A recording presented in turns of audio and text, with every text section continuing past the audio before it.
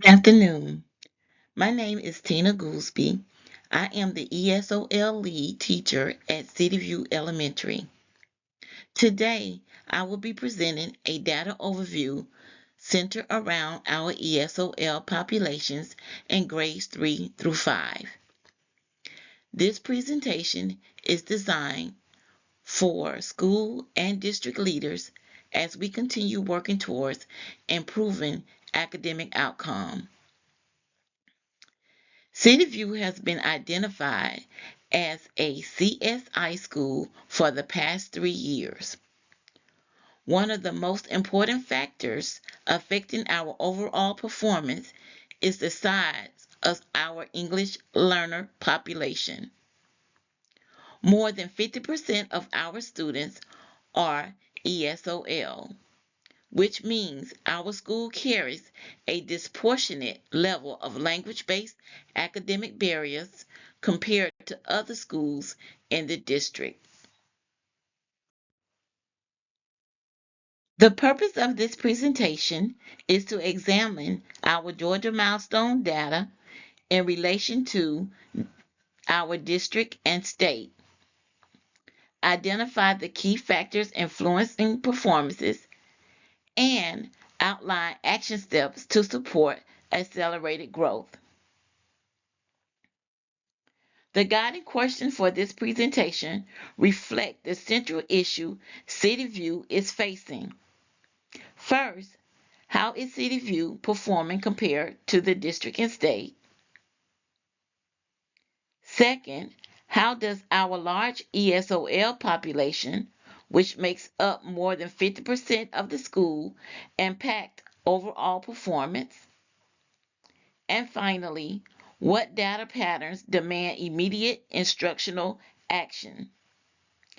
These questions anchor the presentation and help us stay focused on the factors that directly influence school improvement.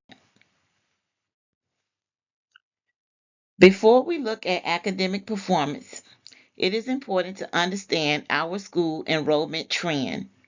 Over the past 3 years, City View student enrollment has remained stable, increasing slightly from 849 students in 2021-2022 school year to 886 students in the 23-24 school year. This tells us that our performance challenges are not the result of major shifts in enrollment or large cohort changes. The consistency in our enrollment means we are able to make accurate year-to-year comparison when examining achievement data. When we look specifically at our ESOL population, we see that English learners consistently account for nearly half of our student body over the last 3 years. In 2021-2022, ESOL students made up 50% of the school. The percentage have remained essentially unchanged, with 48% in 2022-2023 and 47% this year. This is a crucial point because ESOL students represent almost half of the school. Their academic outcomes directly determines our overall performances. When this subgroup struggles, the entire school struggles. This slide displays our school racial and ethnic composition across 3 years. City View serves a highly diverse student community, with Hispanics and African American students comprising the largest portion of our population.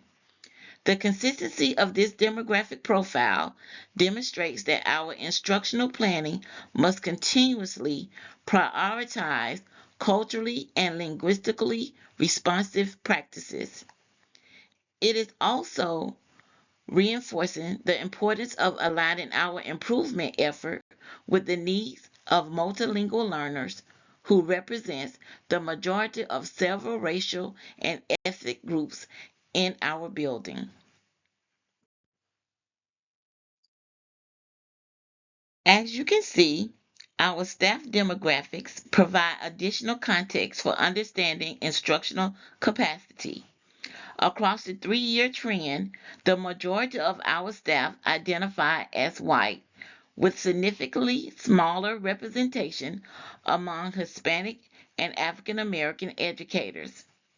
This mismatch between student and teacher demographics highlights an opportunity for increased cultural responsiveness training, recruitment efforts, and professional learning that support educators in navigating linguistic and cultural diversity.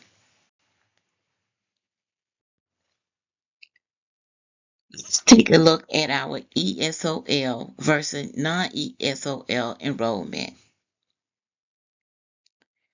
This graph highlights that the ESOL subgroup is not a small or isolated population. It is the majority.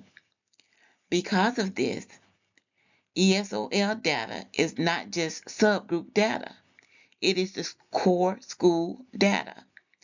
Improving ESOL outcomes will directly improve City View's rating, CCRPI performances, and milestone results.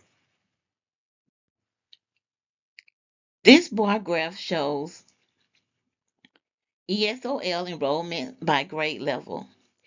Each grade shows consistently high numbers of multilingual learners with little variation across years.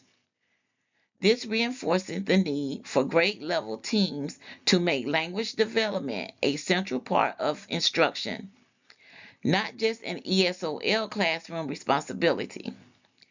When half or more of a grade level requires language support, Tier 1 instruction must integrate scaffolding, vocabulary instruction, and opportunity for oral language and development.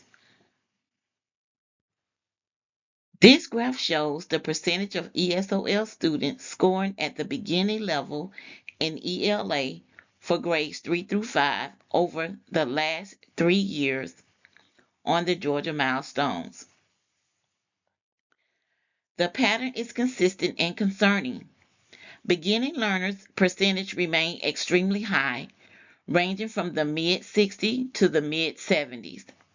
This means that most multilingual learners are entering Georgia milestones significantly below grade level in literacy. Without stronger foundational language development, students will continue to struggle with reading comprehension, writing responses, and vocabulary demands on the milestone assessment. Here we shift into achievement data.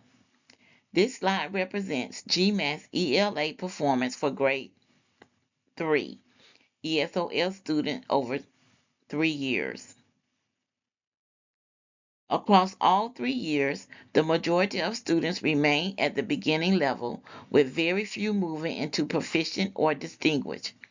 Third grade is foundational for literacy development.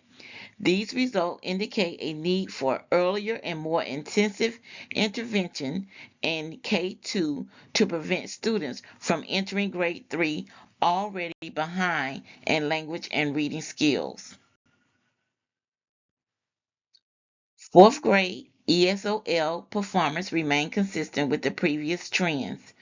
Beginning learner percentages continue to dominate, and progress into higher achievement levels is minimal. This stagnation shows that reading comprehension and academic vocabulary demands increase faster than our students' language proficiency. This gap widens over time and becomes more difficult to close without targeted instructional strategies. In fifth grade, we see similar patterns, with beginning learner percentages remaining high for all 3 years. By grade 5, students require sophisticated language skills to analyze text, infer meaning, and demonstrate understanding through writing responses. When foundational language skills are weak, students enter middle school unprepared for grade level literacy demands. This trend reinforcing the urgency of accelerating ESOL literacy development earlier in the pipeline. Access data provide a clearer picture of why ESOL students struggle on GMAS. This slide shows a 3-year trend in language proficiency levels for students in grades 3 through 5 combined. The majority of students remain in level 1 and 2 with slow movement into level 3 and 4. This limited growth indicates that our current instructional practices are not accelerating language acquisition at the rate needed to close the GMAS achievement gap. Language proficiency is the foundation for academic success, and strengthening access performance is a key step towards improving milestones outcome. This comparison chart highlights City View's performance relative to Cobb County and the state of Georgia. City View consistently show higher beginning learner percentages than both the district and the state at every grade level. These gaps are critical. They show that our multilingual learners face larger barriers to accessing grade level text, completing writing tasks, and comprehending assessment items.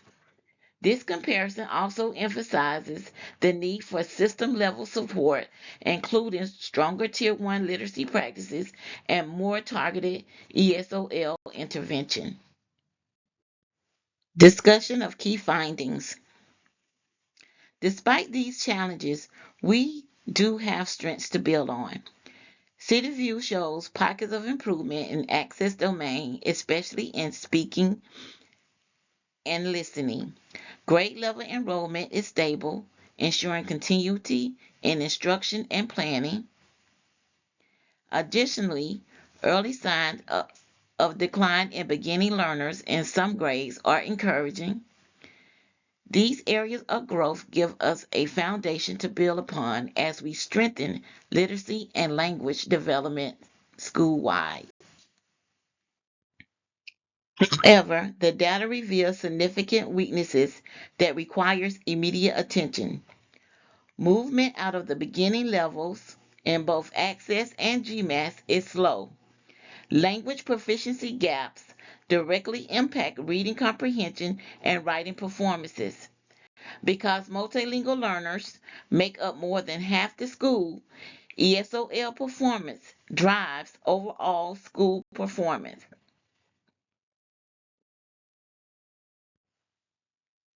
The interpretation is clear. Because more than half the school population consists of multilingual learners, ESOL performance is the school overall performance. Without a significant increase in language proficiency, especially in reading and writing, students will continue entering GMAS unprepared. The data tells a consistent story. City View achievement challenges are directly tied to language proficiency gaps. Next steps. Instructional next steps. To address these gaps, several instructional actions are necessary. These include strengthening Tier 1 literacy instruction with structured literacy practices, increasing scaffolds for assessing complex text, and using access domain data to guide differentiation. We must also expand targeted ESOL small group instruction, increase progress monitoring, and align instructional strategy more closely to the language demands of GMAS. School-wide improvement requires collective effort.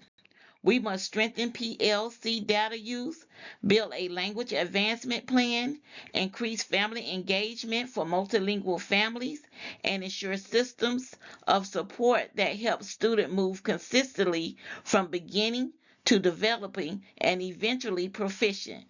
This will require collaboration across all grade levels and departments. To conclude, I invite you to reflect on several key questions.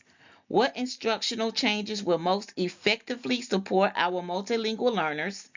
What resources are needed to accelerate movement out of beginning levels? And how can we strengthen Tier 1 instruction to ensure equitable outcome for all students? Your insights and collaboration are essential as we work to improve achievement at CityView. In closing, thank you for reviewing CityView's data overview. Your partnership and support are essential as we work together to improve student achievement and strengthen outcomes for all learners.